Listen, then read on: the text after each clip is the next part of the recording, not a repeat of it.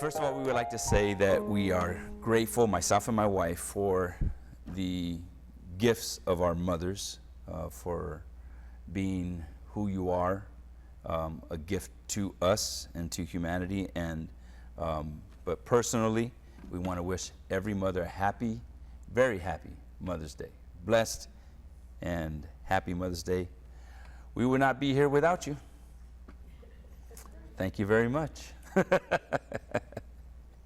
And on the note of that, I want to talk today about mothers, and what I want to talk about is the beauty of a woman.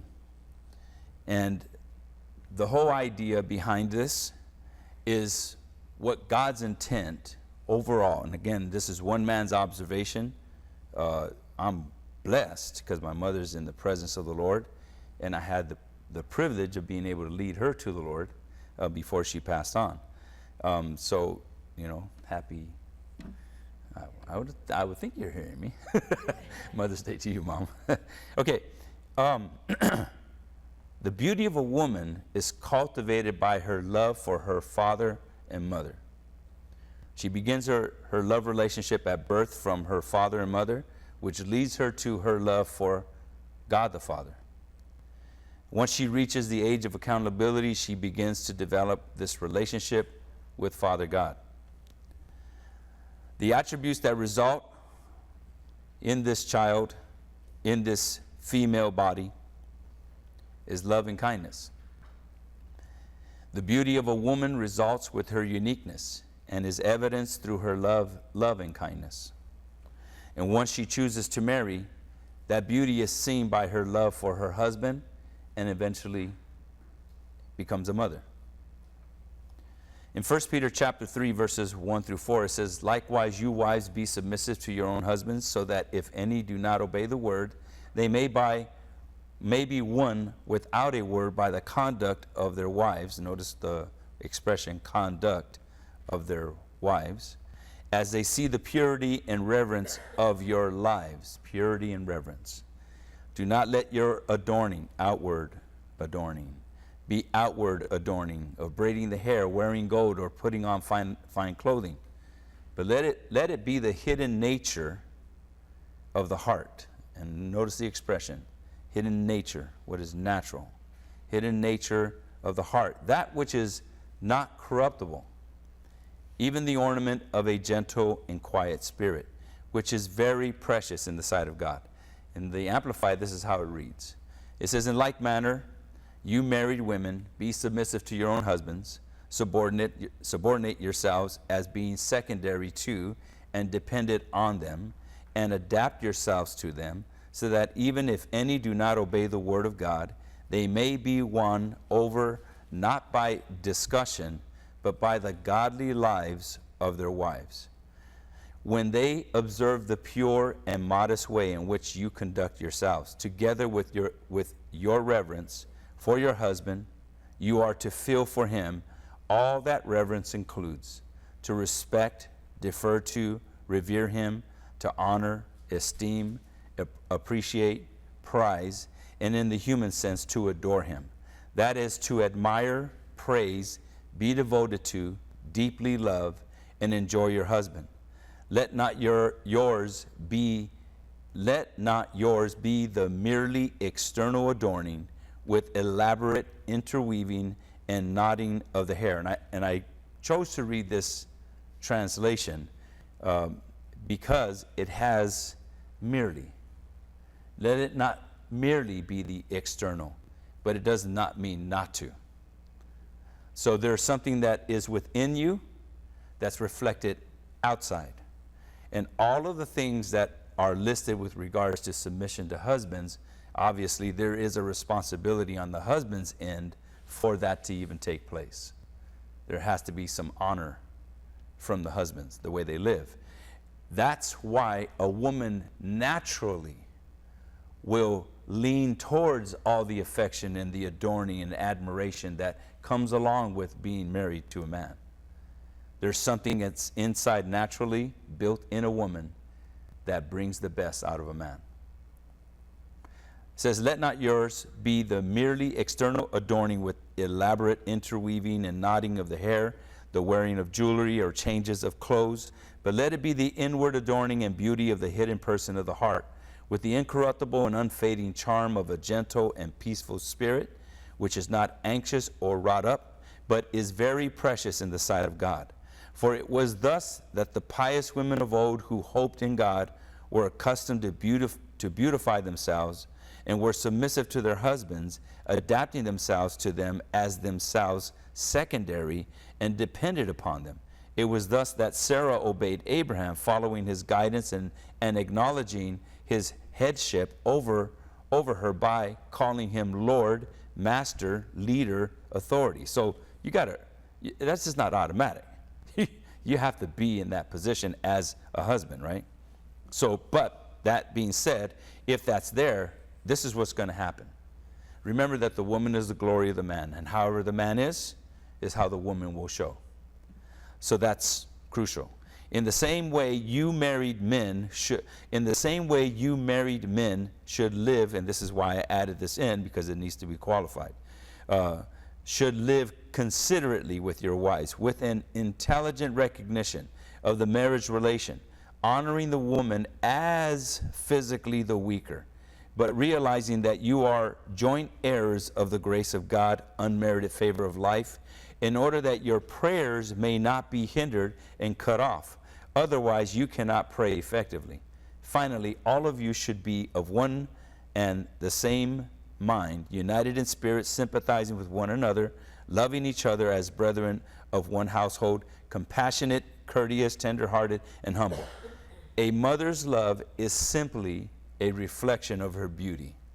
And I want to reiterate that, say it one more time, that a mother's love is simply a reflection of her beauty. A mother's love is unique and is used as a reflection of the love of God. And when we think of mothers, what's the first thing that comes to mind? Caring, loving, tirelessly and unselfishly giving to her children, in spite of how they may feel. A mother may be going through some physical challenge, while I'm talking about feeling sick, and the child is in need of whatever, they'll attend to that child. If a father goes through some kind of sickness, they become like little babies that can't do nothing. Okay, totally different comparison. A mother's love is so unique that God the Father, our Father, uses it to compare to his love toward us. In Isaiah 66:13 it says, as a mother comforts her child, so will I comfort you, and you will be comforted over Jerusalem. God compares his love with a mother's love. When we read 1 Corinthians 13, we would have no issue comparing the love of a mother in what it says over the love of a father. And it reads, 1 Corinthians 13:4-8, love suffers long and is kind, love envies not, love flaunts not itself, and is not puffed up, does not behave itself improperly, seeks not its own, is not easily provoked, thinks no evil, rejoices not in iniquity, but rejoices in the truth, bears all things, believes all things, hopes all things, and endures all things. Love never fails. So when you think of the word mother, this describes her to the T. God has built in a woman to take the immediate responsibility of mothering the child once they are brought into the world.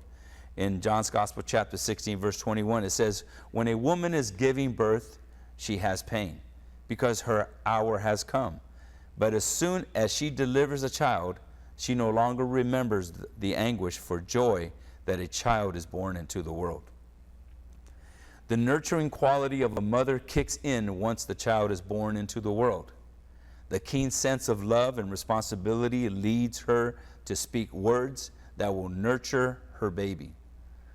In Proverbs chapter 31, verse 26, it reads, she opens her mouth with wisdom, and on her tongue is the teaching of kindness.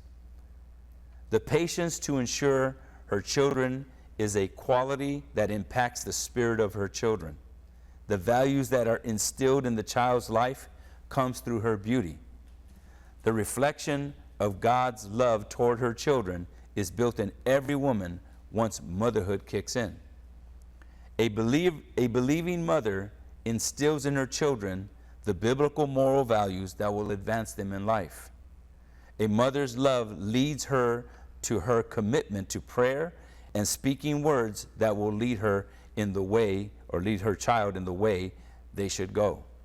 In Proverbs 22, verse number 6, it says, train up a child in the way he should go, and when he is old, he will not depart from it. The Amplified reads this way. It says, train up a child in the way he should go, and in keeping with his individual gift or bent, and when he is old, he will not depart from it. So notice the phrase that train up a child in the way he should go, and in keeping with his individual gift or bent. The only means by which that can happen is if the parent or mother is prayerfully attending to that child's bent. What are the things they like to do, how they like doing whatever they do, what they don't like, all those things. And you start to lead your child in the right direction. And when they get old, they'll not depart from the ways of the Lord. In 2 Timothy chapter 3, verse 15, it says, and that since childhood you have known the holy scriptures, which are able to make you wise unto salvation through faith, through the faith that is in Christ Jesus. From childhood, they speak words that will bend their mind towards the things of God. Hannah gave birth to one of the greatest priests in the Bible. You remember the story of Hannah? Her desire came from a longing, and this is a natural inclination. She was not able to give birth, so her prayer was that she can at least let me have a child. And she prayed that to God. And it was noted, and we're going to read, and it was noted that she thought, Eli, the priest at that time, thought that she was drunk as she was speaking her prayers to God, because she was so in remorse about not being able to give childbirth. My point to you is that it's natural for a female to want to have a child. And it's something that's innate within us, or in a woman, to want to have a child, to be that gift to that person, to bring that person into the world so that they can be a gift to the world. Her desire came from a longing to experience and be what was naturally born in her. Remember, women are beautiful. The beauty of a woman. In 1 Samuel chapter 1, verses 9 through 11, he says, so Hannah arose after they had eaten in Shiloh, and after they had drunk. Now Eli the priest was sitting on a seat by the door of the tabernacle of the Lord, and she was bitter and prayed to the Lord and wept severely. So she made a vow and said, O Lord of hosts, if you will indeed look on the affliction of your maidservant, and remember me and not forget your maidservant, but will give to your maidservant a baby boy, then I will give him to the Lord all the days of his life, and no razor shall come to touch his head. In verse 17 of that same chapter, he says, then Eli answered, go in peace, and the God of Israel grant you your request that you have asked of him. The longing of what was naturally born in her became her request, and God answered her prayer. She then committed her life in raising her son, because you got to remember, he didn't just pop out of his mother's womb already a priest. It required training. She then committed her life in raising her son in the ways of the Lord, and he became one of the greatest priests that ever lived. It takes the beauty of a mother to balance the life of a child. Her gentle spirit and kindness is the ingredient used to nurture the child. Jesus himself was raised by Mary, his mother. When did she do with her child? What did she do? What did she do with her child, Jesus? She committed the word to his life. And that was what the responsibility was of Mary at that time. Remember, Mary was the mother of Jesus, not the mother of Christ. You with me? Just for clarification. But he still was raised up. He didn't come into this world with everything in his head. He had to read the scriptures. He read the scriptures to what he was to fulfill in this earth realm. At the same time, the mother had to speak into his life. both mother and father, but in this case we're talking about mothers. In Luke's Gospel, chapter 2, verses 21 through 24, it says, when 8 days had passed and the child was circumcised, he was named Jesus, the name given by the angel before he was conceived in the womb. When the days of her purification according to the law of Moses were completed, they brought him to Jerusalem to present him to the Lord. As it is written in the law of the Lord, every firstborn male shall be called holy to the Lord, and to offer a sacrifice according to what is said in the law of the Lord, a pair of turtle doves or 2 young pigeons. So what's the point? She brought, just like any other Jewish family would do, is bring that child and commit that child to the Lord. Which is sort of like what we do when we dedicate a child. When the baby's born, there's a sign of that commitment to that child by presenting them to the Lord, or presenting them to the people in the audience, and then committing that child to the Lord. And then now the work begins. Right? So this is the nature and beauty of a woman. She is created by God to be a nurturer. She is always looking to support, give, care, love, and share the beauty that makes her who she is. As the expression is, beauty is from within, and how true that is in our lives and in the lives of our mothers. So today I want to thank you, mothers, for being present here and being alive and being the gift that you are to us. And you ladies, in the future, what is naturally born in you, your beauty, is that of being a wife and being a mother, as not just solely just for those purposes. There are other things you obviously are called by God to do in your career or wherever you're going in your life. But just know this, that is naturally born in you. And just think about all the things that happen in our day-to-day, that even in our day-to-day, the strongest, the worst man that you can think of still needs the affection of a mother. They still need the affection of a woman in his life. And there's something about the beauty of a woman that penetrates beyond all the corruptness.